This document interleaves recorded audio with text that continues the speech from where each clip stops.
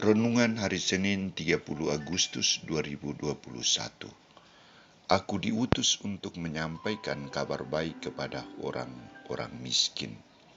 Bacaan pertama diambil dari surat pertama Rasul Paulus kepada jemaat Tesalonika bab 4 ayat 13-17. Bacaan Injil dari Injil Lukas bab 4 ayat 16-30.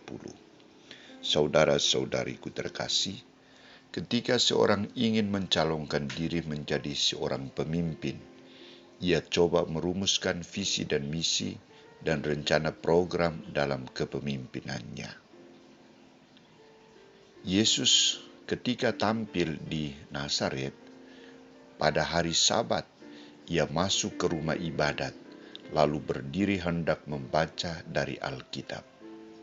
Kepadanya diberikan kitab Nabi Yesaya, dan setelah dibukanya, ia menemukan nas di mana ada tertulis, Roh Tuhan ada padaku, oleh sebab ia telah mengurapi aku untuk menyampaikan kabar baik kepada orang-orang miskin, dan ia telah mengutus aku untuk memberitakan pembebasan kepada orang-orang tawanan, dan penglihatan bagi orang-orang buta, dan untuk membebaskan orang-orang yang tertindas, untuk memberitakan tahun rahmat Tuhan telah datang. Pada hari ini genaplah nas ini sewaktu kamu mendengarnya. Ungkapan ini berisikan pidato Yesus pertama kalinya disampaikan pertama-tama kepada orang-orang di kampung halamannya. Dalam pidato pertama ini, Yesus menyampaikan beberapa hal penting dalam hubungannya dengan panggilan dan misi perutusannya. Pertama, Yesus menekankan peran Roh Allah dalam hidup dan karya perutusannya. Roh Allah sangat berperan penting dalam hidup dan karya pelayanan Yesus. Ia dikandung dari Roh Kudus. Roh Kudus hadir dan menemani dia dalam puasanya di padang gurun 40 hari 40 malam. Roh Kudus memperkenalkannya ketika ia dibaptis di Sungai Yordan. Roh Kudus menjadi sumber kekuatan dalam melaksanakan tugas perutusannya. Kedua, tugas perutusan Yesus.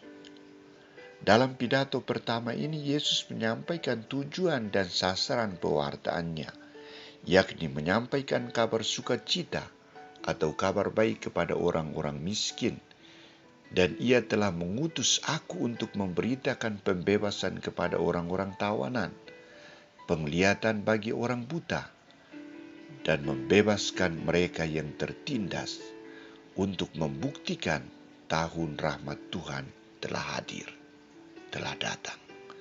Tujuan dan sasaran pewartanya dilaksanakan atau diwujudkan Yesus ketika ia tampil di muka umum dan mewujudkan pelayanannya untuk menyelamatkan orang miskin, para tawanan, orang yang tertindas, orang yang buta, agar mereka merasakan bahwa berkat Allah telah tercurah dalam diri mereka melalui putranya sendiri.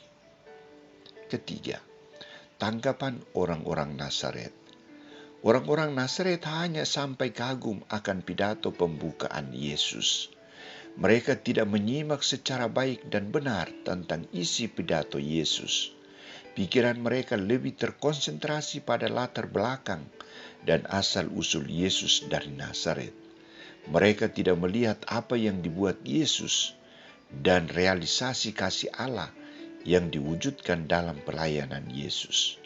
Mereka malah berpikiran jahat dan mengartikan kata-kata Yesus sebagai kritikan atas mereka.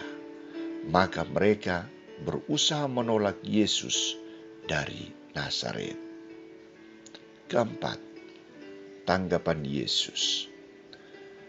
Yesus secara tegas mengatakan bahwa tentu kamu akan mengatakan pepatah ini kepadaku, hai tabib, sembuhkanlah dirimu sendiri. Perbuatlah di sini juga, di tempat asalmu ini, segala yang kami dengar yang telah terjadi di Kapernaum. Dan katanya lagi, aku berkata kepadamu, Sesungguhnya tidak ada nabi yang dihargai di tempat asalnya. Yesus sudah tahu konsekuensi dari panggilannya menjadi putra Allah. Ia tidak akan diterima oleh siapapun, khususnya oleh lawan-lawan politiknya. Akibat panggilan menjadi putra Allah, ia harus siap untuk ditolak oleh kaum keluarganya, oleh orang-orang seasalnya.